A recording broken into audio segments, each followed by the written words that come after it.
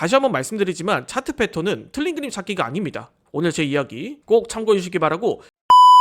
안녕하세요, 황수차트입니다. 자, 오늘 영상은 해외 선물 매매에서 굉장히 많이 알려져 있는 차트 패턴인 삼각수렴 패턴에 대해서 한번 이야기를 드려보도록 할게요. 이 삼각수렴 패턴이 트레이딩을 하시는 분들에게 굉장히 유명한 차트 패턴 중 하나예요.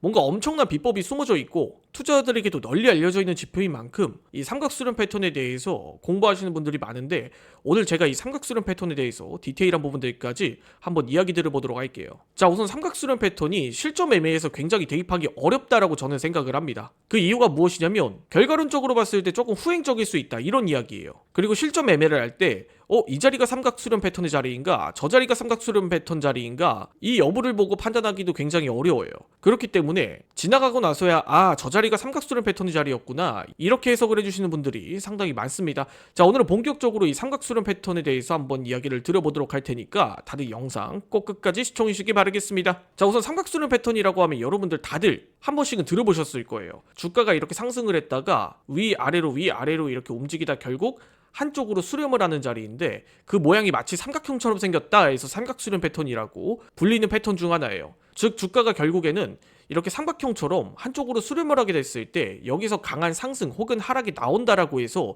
이 삼각수렴 패턴이 굉장히 유명해진 패턴이에요. 그런데 여러분들이 실전 차트에서 차트를 되돌아봐도 이 자리가 삼각수렴 패턴인가? 이렇게 한눈에 보기는 어려워요. 그만큼 실전에서와 이론에서의 괴리가 큰 차트 중 하나가 바로 이 삼각수렴 패턴이라고 이야기를 드릴 수가 있어요. 그렇기 때문에 저는 이 삼각수렴 패턴이 실전에서 대입하기에 다소 까다로운 그런 지표가 아닌가, 이렇게 생각을 합니다. 그래서 오늘 이야기 드리고 싶은 내용은 이 삼각수렴 패턴을 어떻게 해서 잘 찾냐, 실전에서 어떻게 대입해서 어떻게 수익을 내느냐보다 이 삼각수렴 패턴의 원리를 알고 여러분들이 매매를 한다라고 하면 굳이 삼각수렴 패턴이 여러분들이 수익을 낼 수 있는 방법이 저절로 생긴다라는 거예요. 자, 현재 자리를 보시면 가장 정석적인 삼각수렴 패턴의 자리라고 할 수가 있어요. 앞서 주가가 상승 혹은 하락이 강하게 나오면서 위아래 변동성이 강해지다가 어느 순간부터인가는 상승과 하락이 어느 정도 진정이 되고 한쪽으로 주가가 이렇게 수렴을 하죠. 결국에 한쪽으로 주가가 수렴을 했을 때 강한 상승 혹은 하락이 나타나는데, 지금 현재 자리를 보시면 이 삼각수렴의 꼭지점 부분을 돌파하면서 강한 상승 패턴이 나오는 걸 확인을 할 수가 있어요. 이런 모습만 봤을 때는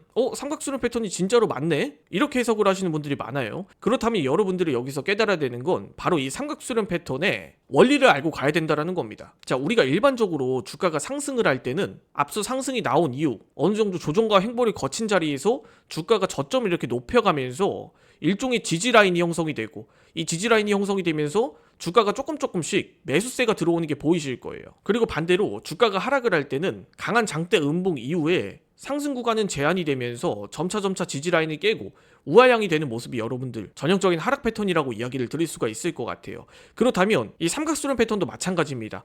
앞서 상승이 나온 이후 주가가 어느 정도 횡보를 거친 다음에 어느 정도 물량들의 매집을 거친 이후 거래량과 함께 강한 상승 패턴이 나타난다라고 하면, 이는 우리가 굳이 삼각수렴 패턴이라고 이야기를 하지 않아도 전형적인 상승 패턴의 원리에 해당이 된다고 할 수 있어요. 자, 그렇다면 하락 상승 패턴, 즉 하락 패턴도 마찬가지겠죠. 장대 음봉이 나온 이후 고점이 계속해서 낮아지면서 지지라인을 깨고 움직이는 이런 패턴들도 전형적인 삼각수렴 패턴이라고 이야기를 드릴 수가 있을 것 같아요.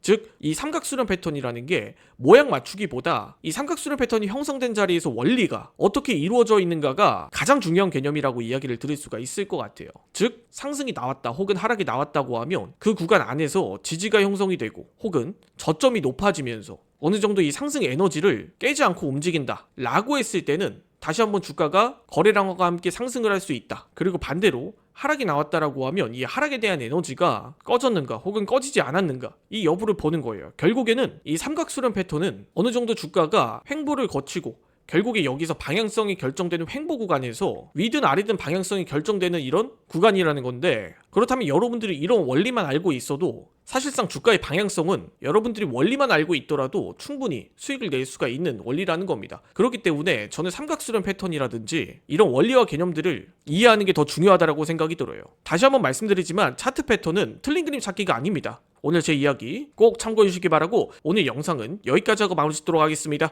해외 증권사 계좌 개설 혹은 메타트레이더 관련 문의사항은 아래 더보기란에 있는 셀프 계좌 개설 영상 혹은 고객센터를 참조해 주시기 바라겠습니다.